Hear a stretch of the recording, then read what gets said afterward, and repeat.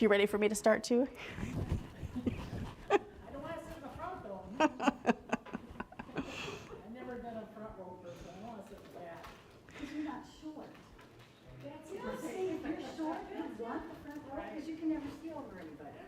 Oh, I just sit in the back, or to the side. It's better than being farsighted, but I like that answer better.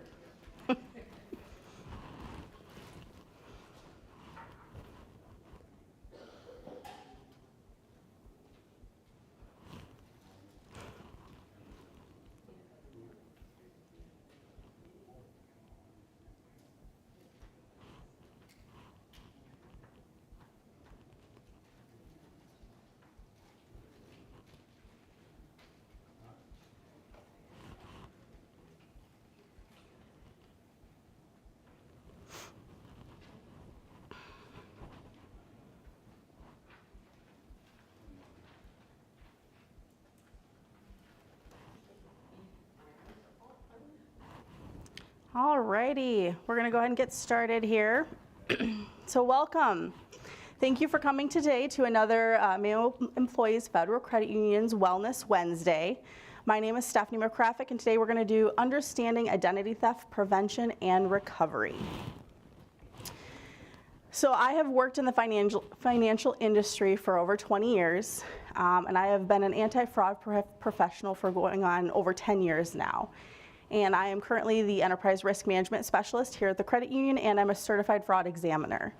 I am very passionate about protecting people from fraud and scams and empowering them with the tools that they need to help protect themselves and their loved ones.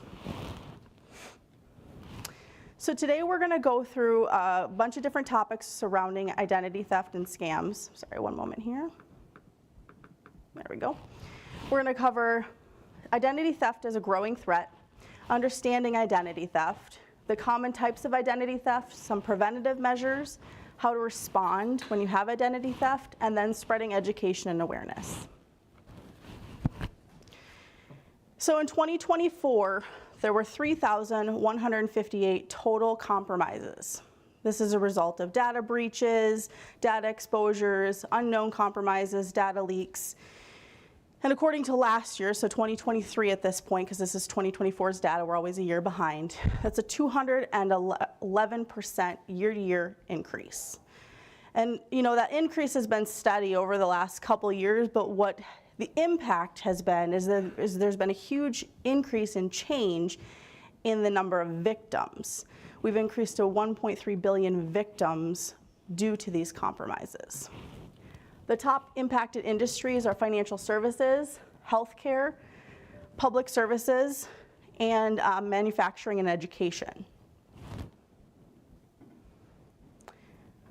So just a high-level overview of some of the compromises we're looking at in the last 2 years. So in 2024, we had the national public data breach, resulting in 2.9 billion people's data being compromised.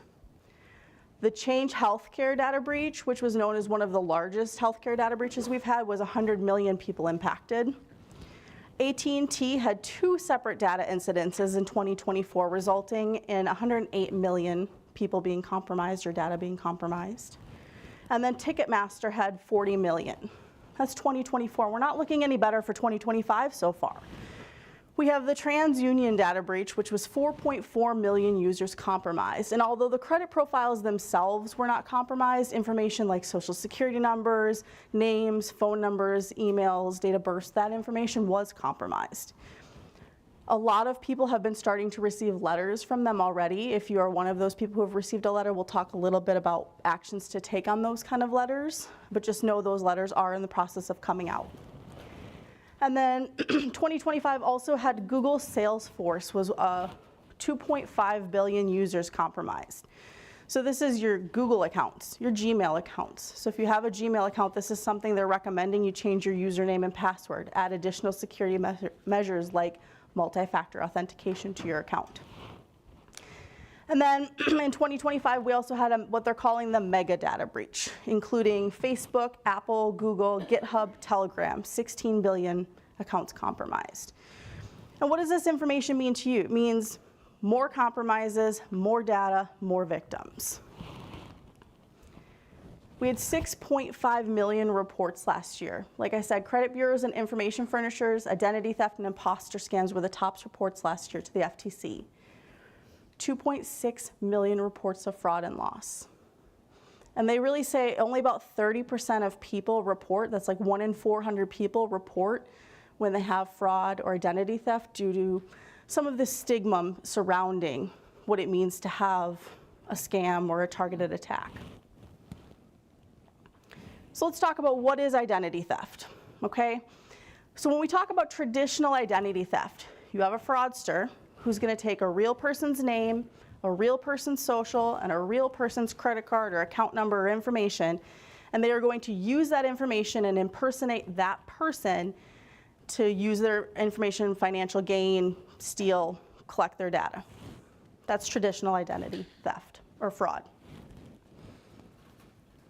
When we talk about synthetic identity fraud is the use of fake information combined with real information to establish a new fake identity. Typically, they're going to use information from vulnerable populations like children, deceased, elderly, immigrant populations, and they're going to take parts of their real data to combine with the fake data to make a real, like, synthetic identity, a new person. And then they'll move that information and use it for theft, always for false information, financial gain. And it's not hard to do. With the technology advances that we have out there, all they need is parts of your Social Security now and there's software that can get you the whole thing. They have websites that will generate completely fake people, give them names, addresses, birthdays, even your astrological sign. All they need is a picture.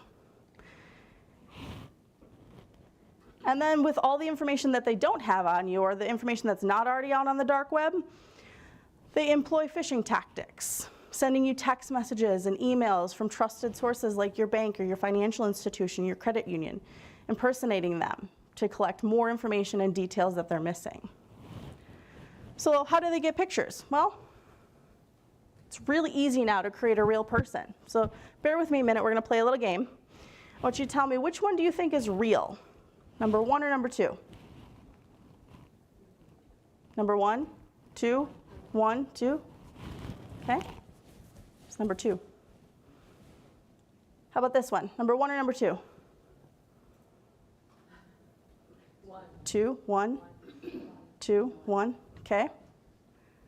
Number 2. Okay. How about this one? 2, 2, 2. Oh, okay. Good. Awesome. Okay. And last one. How about this one? 1, 1, 1. Okay. Good. So their AI is getting better and better at creating these images. Things that you can look for are weird clumps of hair that are in places they shouldn't be, missing pieces of glassware, the background that's kind of blurry or has weird abstract images, photos, message text that's flipped or of a foreign language or looks funny. A lot of what we used to say was something to watch for is kind of these straight on eyes, kind of a non-invasive smile. But as you saw in my last picture, they're getting better. They're starting to tilt the head. They're having other movements and things now. Look for hands, how many fingers there are, arms. Those are things to kind of check for to try to cipher out some of these real versus fake images that we're seeing.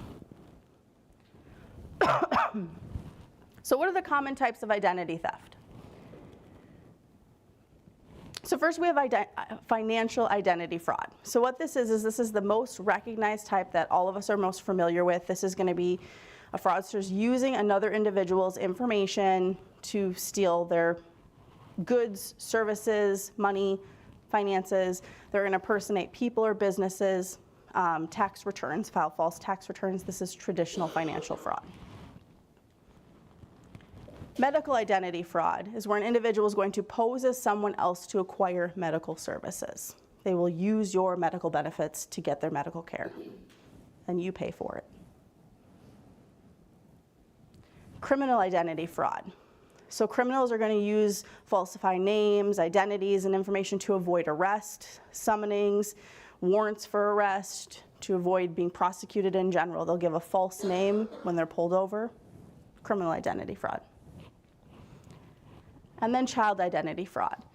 Unfortunately, this kind of fraud is most common among people the child knows. They use their own child's identity to acquire loans, housing, and things like that. Typically, children are the most vulnerable because most time, children's social security numbers and identities go unmonitored until their late adolescence or adulthood. So they're just open and out there. So some of the methods that are employed by identity thieves are phishing tactics like we talked about, emails, text messaging, all of those different tactics to collect information from you, phone calls, computer and account takeover or hacking,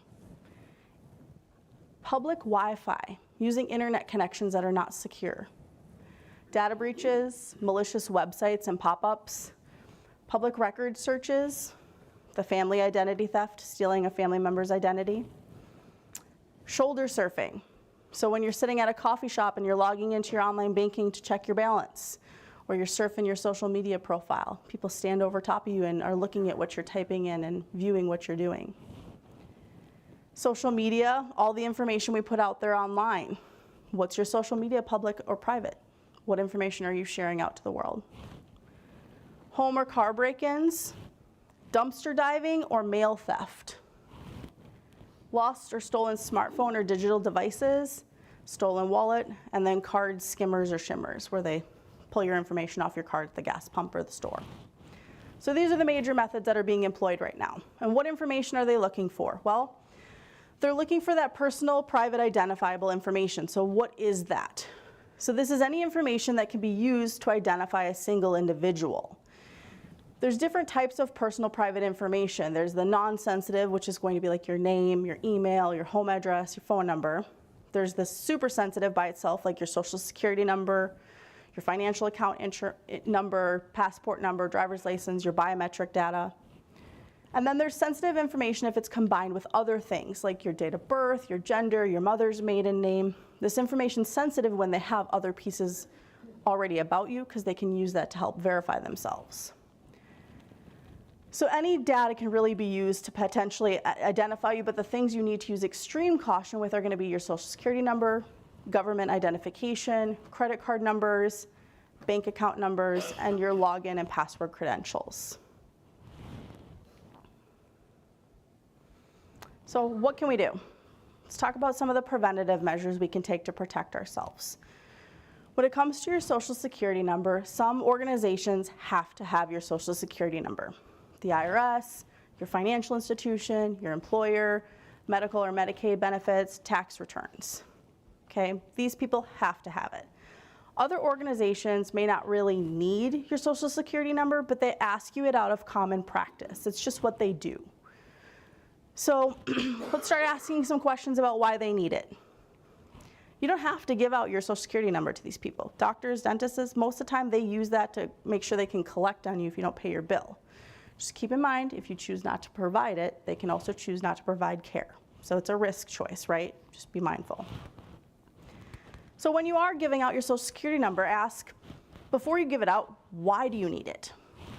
How are you going to protect it? Can you use a different identifier? Or could you just use the last four of my social? Could you give them a driver's license number or a passport, or current and previous address, or student ID?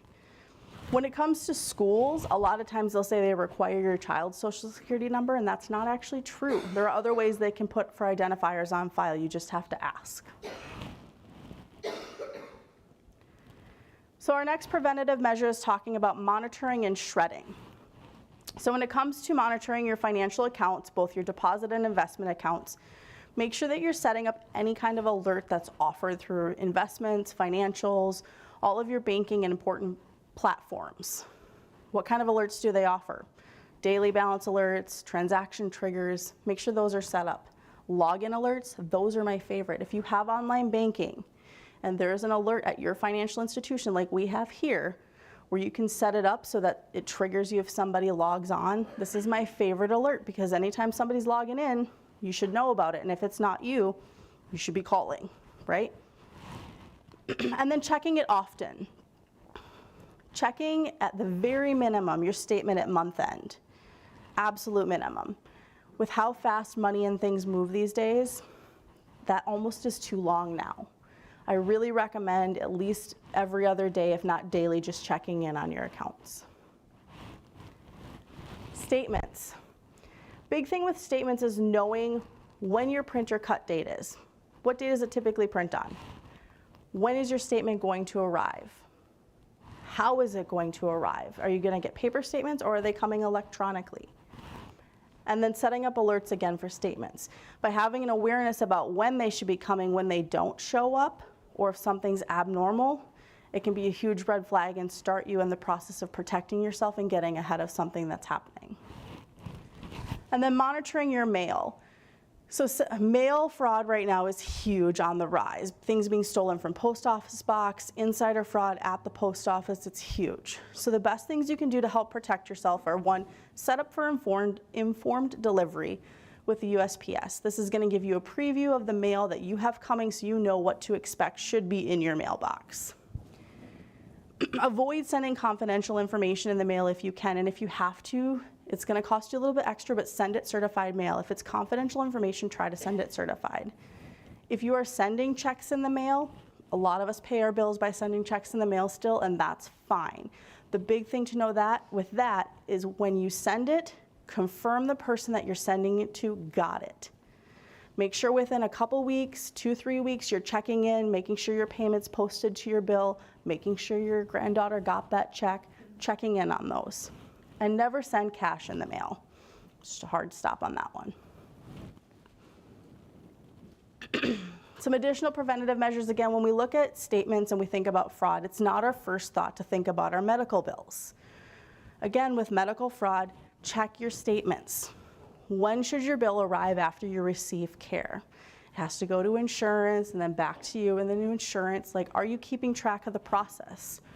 Are you reviewing that bill to see if what's on that bill is actually the care that you received and what you were expecting, or is there something else on there that shouldn't be? And then again, checking all your medical bills for abnormalities. Do you have contact information that's been changed on your bills? Is there updates that you weren't expecting? And then shredding all your documents. Here at the credit union, we actually offer a free annual shredding event to help our members make sure all their documents are securely shredded. This year, it's going to be held on October 13th, right here at the Cascade Lake Business Center. But look for local areas, if you're not local, that can shred for you, and make sure you're shredding anything that has personal identifiable information on it, medical bills and financial bills, tax returns, all of those. Right? So our next preventative measure we're going to talk about is credit reports. When it comes to our credit report, the big thing you can do to help protect yourself is make sure that you know what's on your report. Check it regularly. There's annualcreditreport.com, or you can call. You do have to provide some information to be able to get your report. But we're not worried about the number here. A lot of times when we talk credit, everybody's like, oh, it's my number, it's my number. I don't care about your number. I'm worried about what's on the report. Is it your correct name? Is it your correct social? Or is there a weird social on there that's been flipped by 2 digits? Or a phone number that looks like it's yours, but it's 2 digits off? Are there loans or addresses, things that are being reported that don't belong to you? Consider placing a credit freeze. So a credit freeze has to be done with each major credit bureau itself. So you have to do it 3 times. And it's the best way to ensure your credit is secure. We're going to talk a little bit more about this in detail later, but best thing you can do to protect your credit is freeze it. And then again, make sure you're monitoring it. Whether you choose to do self-monitoring or use a credit monitoring service, make sure it's being monitored. So, what's the difference between credit monitoring and identity theft monitoring? Let's talk about that. Identity theft monitoring typically involves credit monitoring. It also involves checking the dark web for information about you, scanning your social media sites, often offers recovery and prevention services. Credit monitoring does not. It's just monitoring your credit. So when you're looking at credit monitoring or identity theft, and if it's something that you want to have or should have, the first thing I would advise is check what you already have available to you. Before you seek out something extra, what do you already have available? Check with your credit card companies, check with your financial institutions. A lot of times they have things built in already that they're offering you that maybe you're not taking full benefit of. Next is free isn't always free. Like I said, TransUnion's sending out a bunch of letters for people who have been compromised. On there, they are offering free credit monitoring. Make sure you read that fine print because it could be free for 2 years and then you end up paying a fee later. Understand exactly what you're paying for. What we all want in a credit monitoring or identity theft service is going to be different from person to person. So make sure you review what they're offering carefully so you know what you're paying for. And then research the company. Check with your general attorney's office. Research with the BBB. Make sure it's a reputable company that you are using. And then make sure you're accounting for life changes. Oops, sorry, I jumped ahead. And then ask them how they're protecting your information. This one is really important because they're gonna have a lot of information about you. It's a risk choice. These companies are gonna be targeted by scammers, by fraudsters, because they have a lot of information. So it's really important to understand how they're protecting your information and their process to communicate with you if something does breach or happen. And then the number one thing here, like I said, is understand what is being offered and what the terms are before you sign up. All right? So let's talk about some key features that you want to look for with a reliable identity theft protection. Look for coverage, something that offers coverage for stolen funds and expenses that can come along with identity theft, typically up to $1 million. Look at what kind of types of identity theft is covered.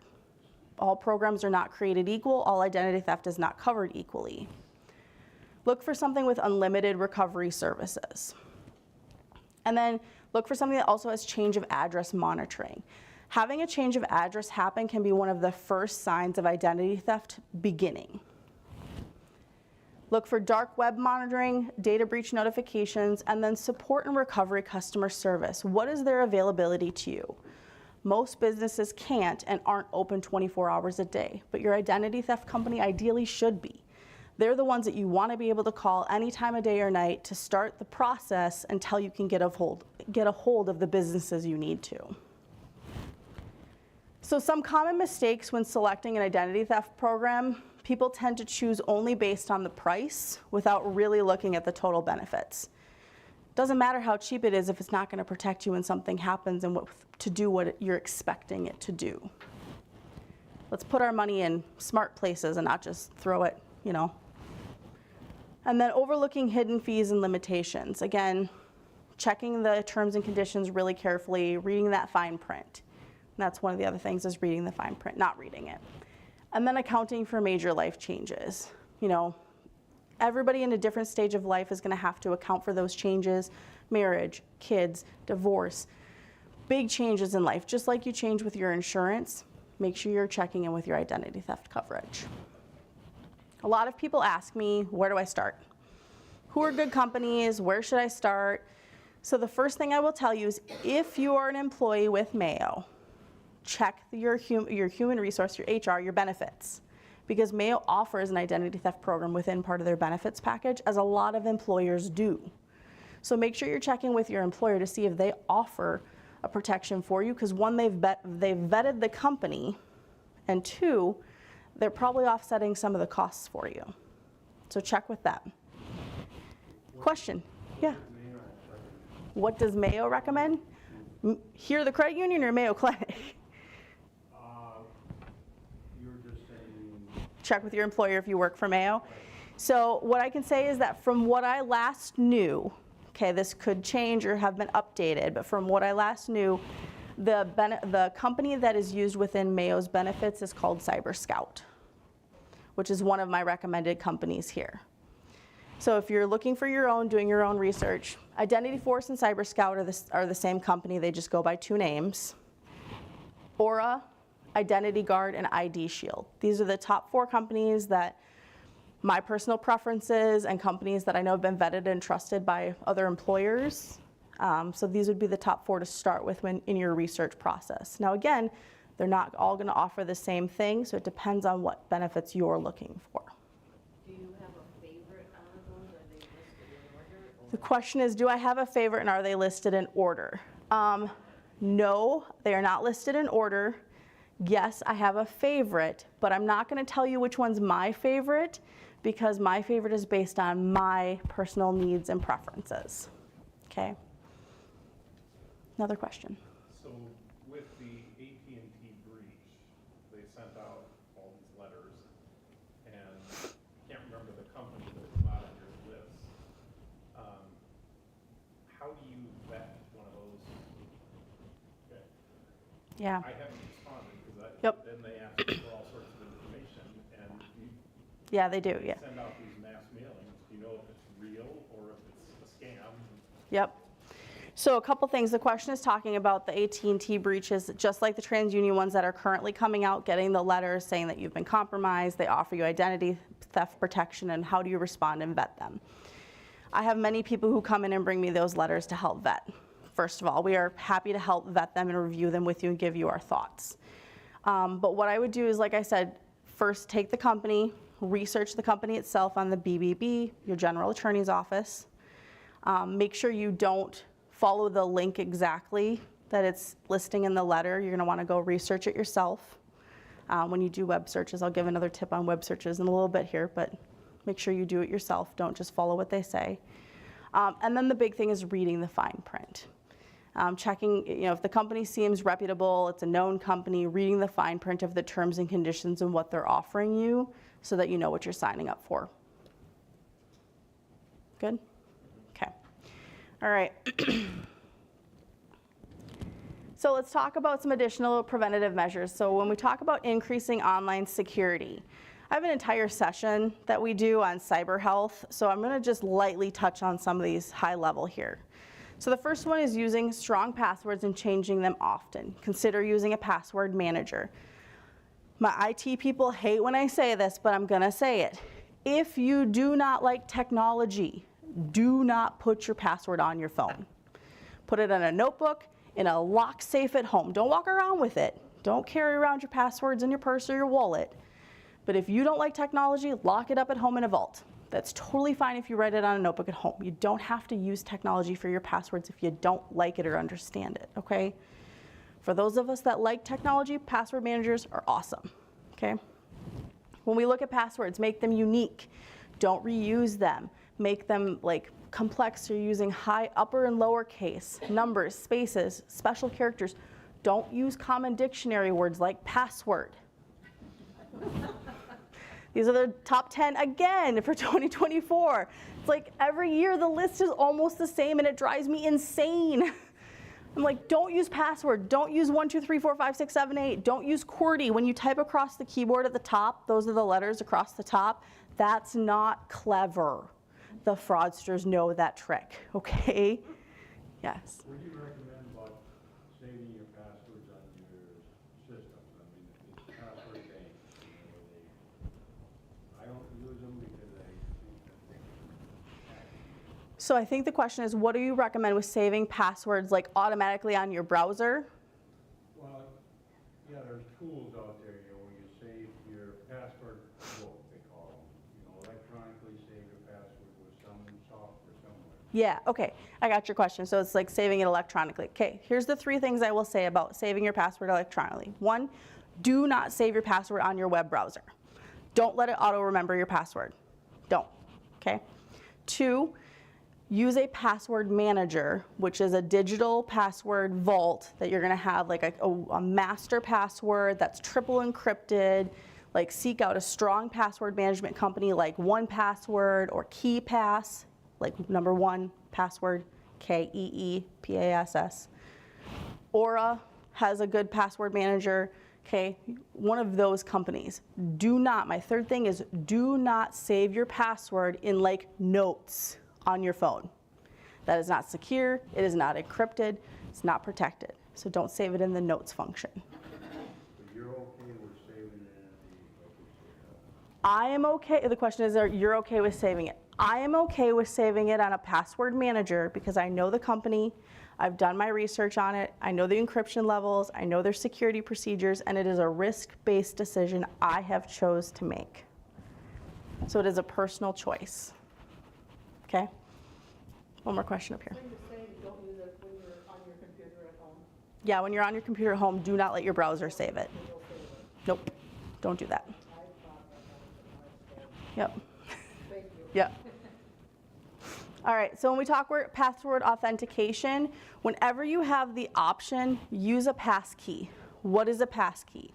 So there's a lot that goes on in the background of passkeys, but essentially it is a form of digital password security that's going to link your device to your other device.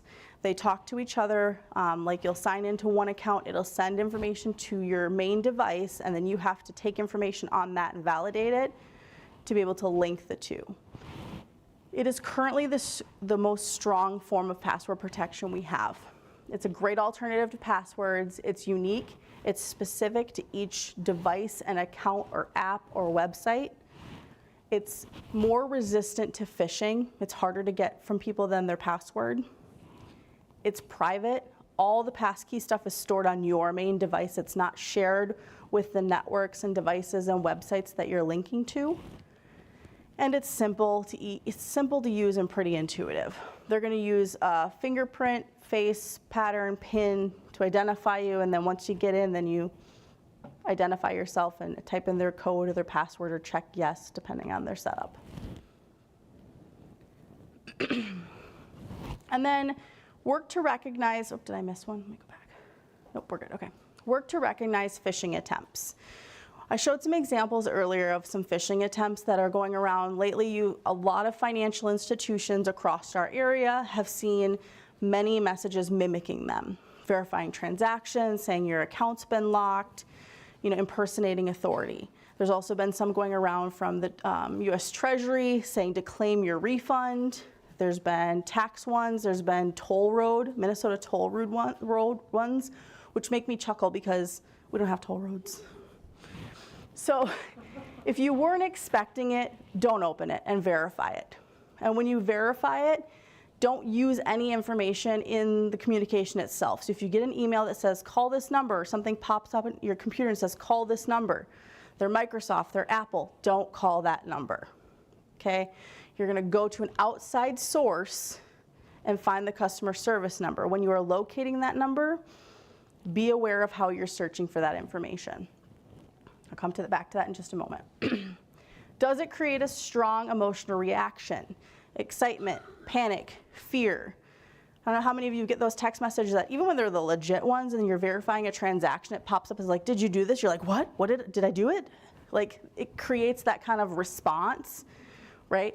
If that response is generated, pause, put on the brakes, take that information and go outside of the communication, call the phone number on the back of your debit card. Hey, did you call me to verify a transaction? Okay, use the number on your statement or your online banking. If it seems too good to be true, it is. We have that gut instinct and so many times we override it. Trust that gut instinct, and if you feel something is off, bring somebody else in on the conversation. Run the situation by them, a friend, a family member, anyone here at the credit union. We are happy to review any weird circumstance with you at any point in time. Handle all emails, texts, and calls as suspicious until you prove they're legitimate. We are now in a world where we need to validate before we trust, instead of trusting and then validating. And if you do take action on something, if you click a link, if you call a phone number, make sure you contact your professional IT support right away. And I don't mean the kid down the block who's good with computers, okay? This needs to be an IT professional who is in this industry. They are keeping up on what's going on. They know how to protect you and secure you and what to secure you from, okay? When we talk about using secure websites and networks, check for HTTPS. S means secure versus HTTP. Not all HTTPS websites are going to be legitimate, but more are than not because they have to pay for that security. Make sure you're using password-protected Wi-Fi, or better yet, use your data on your phone. If you're logging into someone else's Wi-Fi, use your data instead. Don't log in. Now, here's my caveat. Do not go and use your data and come back to me and be like, Stephanie, you told me to use your data and now my bill is like $600. Check your plan. Make sure you know what your data limitations are and use it based on that. But if you have the option, using data over public Wi-Fi is 100% more secure. And then make sure you're updating your software, antiviruses, and malware regularly. If your current device, for example, right now, Windows 10 is coming up due. It's going to be extinct. It won't be serviced anymore. If your device cannot accept Windows 11, you're going to be vulnerable.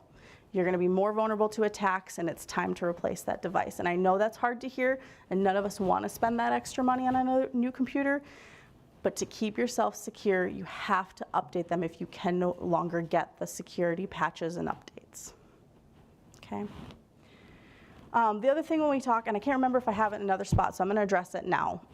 When we talk about websites and looking up information online, when you Google something, scammers pay to have their bad websites that impersonate other websites pushed to the top of the list as a sponsored ad.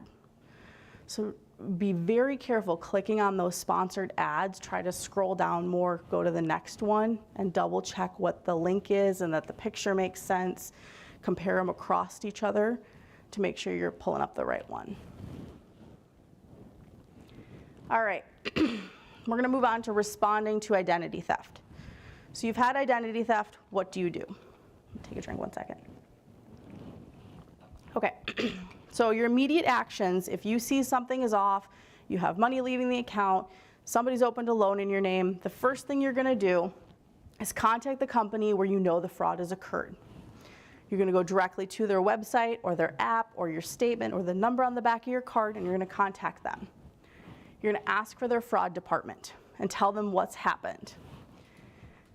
You're going to ask them to freeze your accounts or close them to prevent additional charges or increases to loans, things like that, without your approval. And then you're going to ask them what additional security measures can they offer you. Can they add a password to your account? Can they ask for a callback on your account to validate any changes? What other things can they do for you? And then you're going to go through and change your logins, passwords, and PINs for that account. And any account that is connected to that account or had similar passwords or PINs, even though we all know we shouldn't have similar ones, if you do, make sure you change them if you know that account's been compromised. Anything related, also go change. So these are the immediate first actions. A lot of times these companies you're going to contact right away, you're going to have to contact a second time after you get further along in this process of recovery. The next thing you're going to do is you're going to place a fraud alert. So a fraud alert is free. You're going to do it through one of the bureaus, TransUnion, Equifax, or Experian. They are responsible for, once you submit a fraud report or fraud alert, they have to tell the other two bureaus. So a fraud alert, you only have to contact one of them. They will notify the other two. Okay? It's going to limit new accounts and changes to your account. There's going to be some sort of verification required from any company that wants to make changes or inquiries. They're going to have to contact you on the phone number you provide through the fraud alert to make any changes. And it's going to be out there for, that's 3 types. And then they're going to confirm it by mail. You're going to get a letter in the mail that says your fraud alert's been placed, you're good to go. There are 3 types of fraud alerts. So the first is the initial fraud alert. This is a year-long alert. This can be used also as a preventative measure.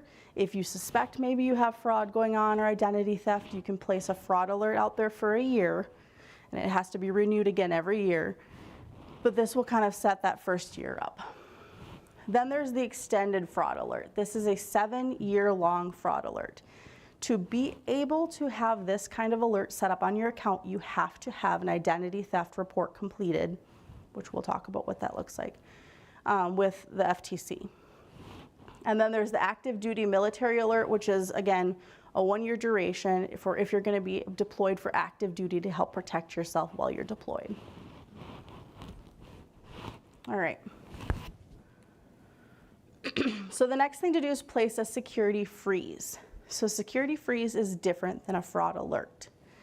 This is a preventative or reactive measure to identity theft. This is the number one thing I tell everyone you should do, okay?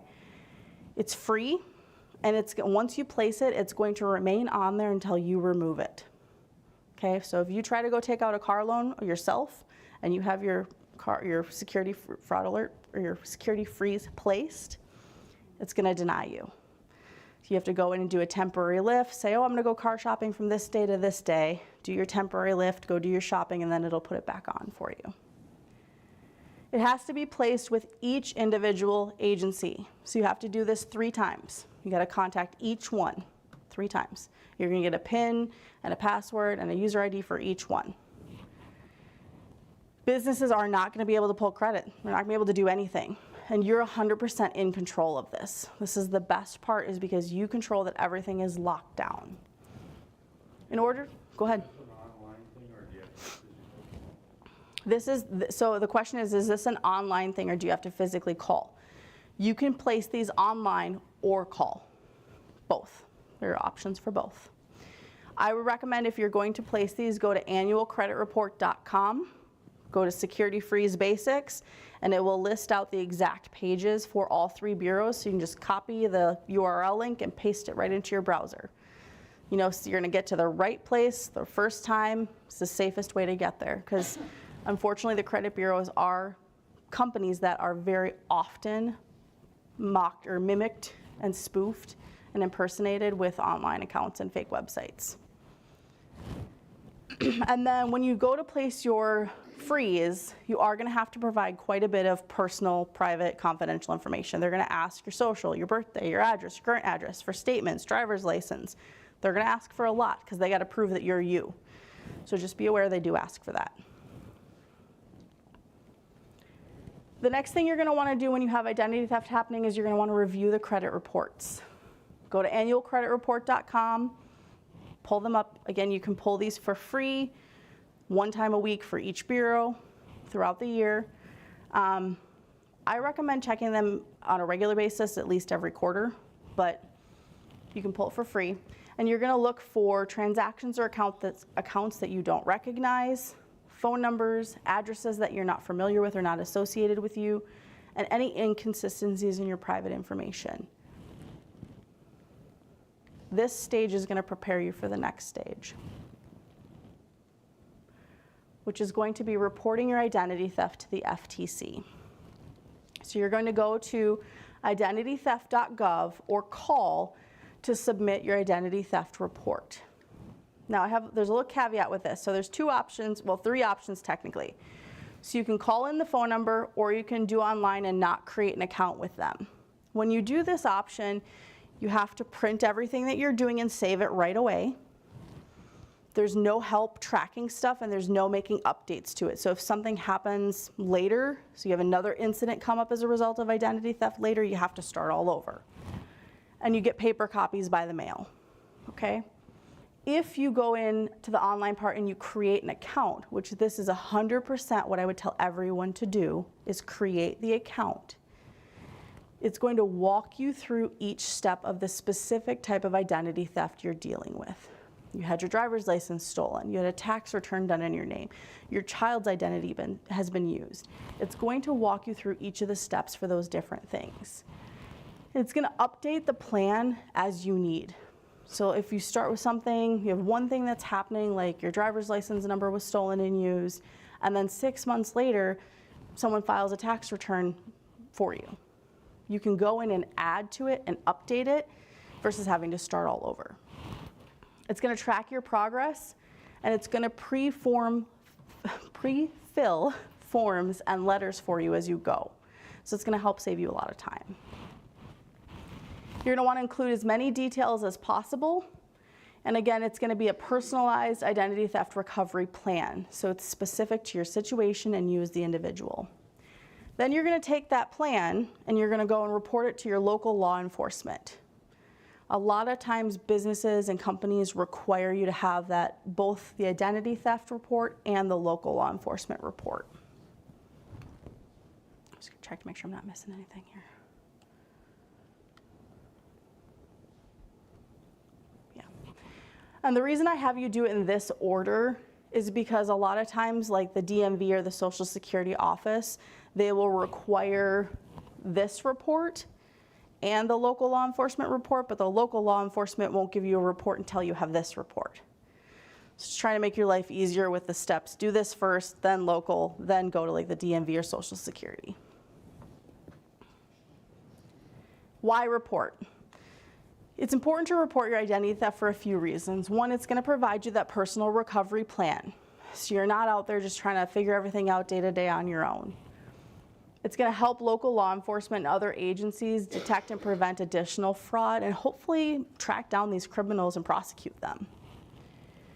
It's going to provide businesses and prove to businesses and collection agencies that you are really the true victim in all of this.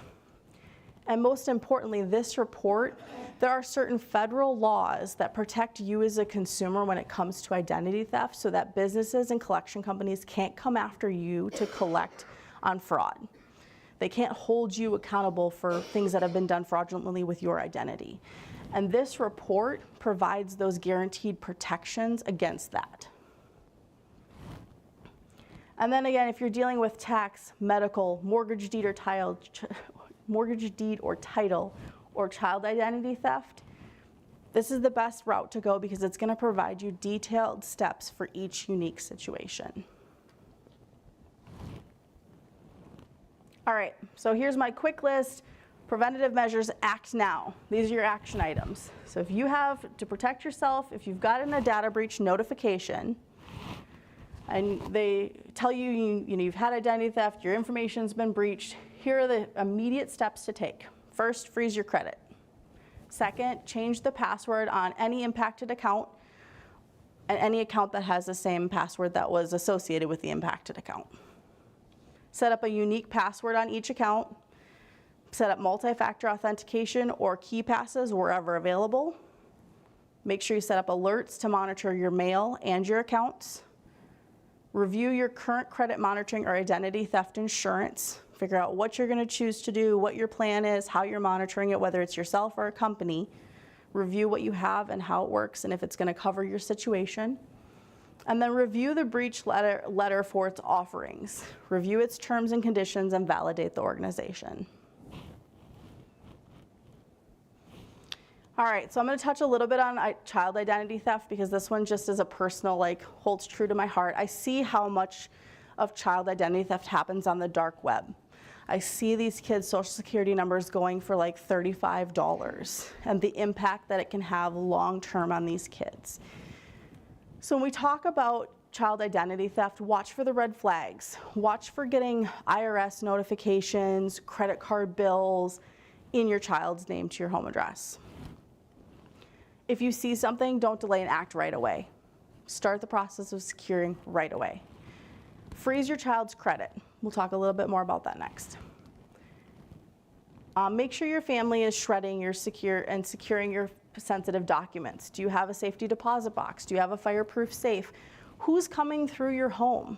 With kids and teens, there are always kids coming in and out of the house, right? Who are these kids? You may think they're good kids, they may be good kids, but is your sensitive personal documents and your kids' personal documents, are they locked up or are they open for anybody to access? Again, asking, is the social security number required? Sports, clubs, schools, why do you need it? Can I provide something else? And having the talk, not that talk, having a talk with your kids that is age appropriate and routine about information, security, online privacy, and sharing their personal information. Who they're sharing with, what they're sharing, what are their privacy settings on their social media. Kids live online these days. It's just their world. So the more conversations we can have about it, the better. Question up front. What age do kids get social security numbers these days? What age do kids get social security number these days? So that's a great question because they're not technically assigned one until they're officially 18, from my understanding, or until they start something. But you can get one for them. You can get one for them. Oh. So How do you place a credit freeze for a minor under the age of 16? So the first thing is going to be starting to check if they have, did you say social security number or credit report? I said social security. Social security number, sorry. I was thinking credit report, wrong. They get their social security number at birth. Okay. So you get your social security number at birth. So credit report is what I was thinking. So, is that new? That's not new. Nope. Okay. No. Yep. At birth, you get your social security number. Your credit report is what I was thinking. That you don't get till you're 18 unless you already have something set up in your name or your parents have set something up for you. So the first thing you're going to do is start by checking if your child has a credit report in their name. So you're going to take their social security number that they got at birth, and you're going to check to see if they have a credit file by going to annualcreditreport.com, just like you would for yourself, to check their credit report. If nothing comes up, they don't have a credit file yet. So then you're going to go and request that a credit file be created for them. And once you've gone through that process, then you are going to request that that credit profile is immediately frozen. So each of the bureaus and agencies have their own process to do this, but generally they're going to collect documentation to prove your identity, your authority over the minor, and then the minor's identity. You're going to have their forms that you have to complete, and then you're going to send everything in. Equifax, you have to do it by mail. You can send certified mail. Experian has an online option to upload documents, and TransUnion you also must send by mail. I'd recommend certified mail. And then typically you're going to get a response within 10 to 15 days. So again, just for clarity, Social Security at birth, credit report when you request it or when they do their first credit something. Okay? Question? Would you recommend as soon as they get a social security number, you should freeze it? Absolutely. The moment they have that social security number, you should be going out and taking these steps to freeze your child's credit. Yep. Because if you don't create the profile for them, someone else can. And then they can use it. Where, I mean, for the average person, where could they get this information to, I know we're all in this class and so that they get this, but is there not a place or something that has this so that people are aware of it? You know what I'm saying? I do know what you're saying. So the question is because people are in this class, obviously you're getting this information today, but like, where is this information for the general public? This is my personal opinion, not the credit union's opinion. This is my personal opinion. Our country as a whole can do a lot better at protecting our citizens. Other countries are light years ahead of us in this. They have whole, like, centralized structures to attack this problem. And we do not. We have pockets of government. We have separate bodies and entities within our government that are working very hard. There are wonderful folks at all of these organizations, like the FTC, like IC3, Minnesota Department of Commerce. There are amazing organizations out there to help people. We just don't have anything centralized, and we don't have like a public service announcement that is loud enough for everybody to hear. And why don't we, if these other countries do more, what's the matter with that? The question is, why don't we? I think that is a great question, and I would encourage you to write to your representatives, because that is what I've been working on too. So we have to ask for it. We have to shout loud enough that we need it, because we do. We need public scam education, identity education, fraud support. I agree. Yeah. I subscribe to the FTC, so I get an email and say, hey, Yeah. cautions, Yeah, FTC is great. it is. Yeah, if you're actively seeking the information, there's lots of places that have really great information. FTC, Frozen PII, annualcreditreport.com, the ITRC. These are just to name a few. You've got the BBB, IC3.gov, AARP, all great resources. The problem tends to be is you have to be seeking out the resources and the information that's not necessarily put in our faces all the time, which I think is to your point. But here are some great resources and knowledge for you. I point out, and it really plays well on the comment made here, is that we need to educate each other. We need to be talking about this in our circles of friends, in our families, in our communities, and helping spread this information and education to others so that we can make sure we're protecting ourselves and others. And the last piece I have to share is just remember your financial institution toolbox. Look at what tools does your specific financial institution have to help support you in fraud, in scams, in identity theft protection and prevention. Here at the credit union, we have our suspected fraud alerts on both your debit cards and your credit cards. We have transaction alerts. You've got balances, thresholds, ACH, external accounts, checks clearing, general alerts for security events, card management that you can turn your card on and off. Multiple ways to access your account through statements, in person, online banking, over the phone, chat. There's lots of ways to access your accounts. How do you get your statements? Do you have the options for real-time review? Can you see it online, or are you waiting for the paper statement every month? And then here at the credit union, we are blessed to have an amazing financial wellness counselor. She's actually in the room with us today, which so much, thank you. She is here to help with additional questions, concerns, budget, financial goals. This woman is an amazing resource when it comes to like financial wellness. She's not your typical, like most people when you say financial wellness, they think investment advisor.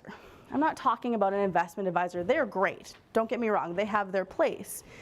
But she's like your day-to-day financial wellness for the everyday person that just needs some help, some tips, some tricks, some support to make life work at the best it can with their finances. So please check out Soka, she's amazing. Will you give us, or will you give us your number and Yeah, we can get you Soka's information for sure. She's also, if you look at on our website, she's on there too. And she's free. She's free. Yeah. So, yes. So my last comment then here is just that here at the credit union, we support all Mayo employees, whether or not we are your primary financial or not. Anything when it comes to fraud, scams, financial crime, financial wellness, we are here to support you and take care of you. So if anything ever comes up and you have anything weird that you want reviewed or run by, or you need to have a conversation, any of our employees are happy to help. Do we have questions? Oh yes, okay.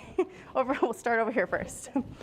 So you see things on the internet about if you have your credit card in your wallet, can somebody really get that information? So the question is, when you see stuff online talking about putting your credit card in your wallet and people like pulling the credit card data right out of your wallet, I'm assuming you're talking about those like shields that protect your number. So what I say to that is, if it makes you feel better, go for it. I don't have any true data or science that backs whether it does work or does not. Well, they still would have to have the 3 digits. They need to have more than that, because cards nowadays, all cards should be chip. And that chip has to generate a specific code for each transaction that you can only get from that chip on that card. You can't replicate that chip, at least yet. So I would say if it makes you feel better, go for it, but I haven't really seen anything one way or the other that really shows it makes a difference. Here. So with the 3 credit bureaus that put a freeze on the account, they've been talking more lately about mortgage fraud, where somebody gets your title, puts it in their name, and then draws on it or whatever. Does your freeze with the credit bureaus prevent that from happening? So the question is about mortgage fraud and somebody getting hold of your title and then getting credit against your title and your mortgage, correct? Mm-hmm. Yes, okay, so yes, the security freeze would protect you against that. Because your credit is frozen, they're not gonna be able to take your mortgage and your account and open new credit in it. Now, will that prevent them from trying to change over the title? Not necessarily. I've seen that happen where people have almost had their mortgage title completely changed out of their name. I don't have a solution for that yet. Our industry hasn't provided a solution for security for that yet. The best thing I can tell you is make sure that you're checking in on your titling pretty regularly to make sure everything looks good. It's not something you think you need to check on, but make sure you're checking on how your mortgage is registered pretty often. So. Like when you get your taxes every year, good time to go in and check how your titling is still set up. Where would you do that? Should be with same place your property taxes, the title and deed registrations. mortgage registrations. Yep. I saw another question, I thought. Yes, no? You did, but you don't know. Question, okay. You did mention before about the mail theft, Yes, and that is going on in Rochester now. yes. People haven't seen it. Like there was a comment about mentioning mail theft, and it is happening here locally in Rochester. Yes, it is happening here locally in Rochester. So if you put stuff in your mail, it's been outgoing. It's Yes. been stolen. Yep. So you put your little flag up and what? What kind of things do they steal? So they're looking for checks, they're looking for bills, they're looking for anything that you're sending out that has confidential information on it. And they're it's just, like 2 cars. One stealing the stuff and another one like following behind to make sure they weren't being tracked or anything. So, yeah, I mean, it's pretty sophisticated. Yeah. So Yep. beware if you put stuff in your mailbox like overnight. This Yeah. was in broad daylight. yeah. So the comment's just talking about the story related to the mail theft and how it's working. So, yeah. Yeah, for sure. And that's why I say I know a lot of people still use the mail to pay bills. So I encourage you, if you can, do it certified so that you know that they're receiving it for sure. If not, make sure you're checking in with them that they got it. Did the payment actually post to your account?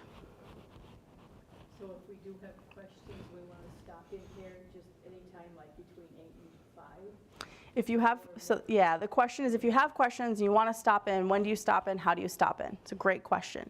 If you would like to meet regarding fraud and to talk things fraud related, then let me know. I can let Josh know. My colleague Josh is our fraud specialist. We can set up an appointment with either one of us at any point in time. If you would like to meet for financial counseling, we can set you up with an appointment for SOCA. We do ask to set up appointments for those versus stopping in just to help manage scheduling and help with people who do have like in the moment scams that we're helping on a day-to-day basis and in the moment appointments. So So you're, is that like if we wanted to get that Mayo Credit Union, whatever? this email address here is, you can get to all of us through this email address. You can just say, I would like an appointment about fraud. I would like an appointment about financial counseling to this email address, and they will get you to the right person. Yep. That's okay. Any other questions?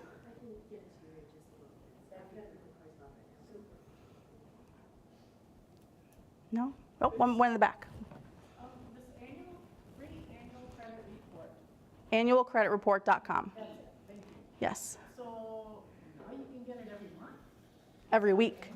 Annualcreditreport.com, currently right now, you can get it every week. So during COVID, they updated it from once a year to every week. I don't know what was their shift or what was the decision behind that. Unfortunately, they didn't tell everybody why they chose to do that, maybe because it's on the rise and this is a big problem for everybody. But it is now one time from each bureau once a week. Yep, unless that's shifted in the last like 2 weeks, but. Anything else? Awesome. Well, thank you so much for coming, and I hope we covered all your questions and concerns today and you took something away.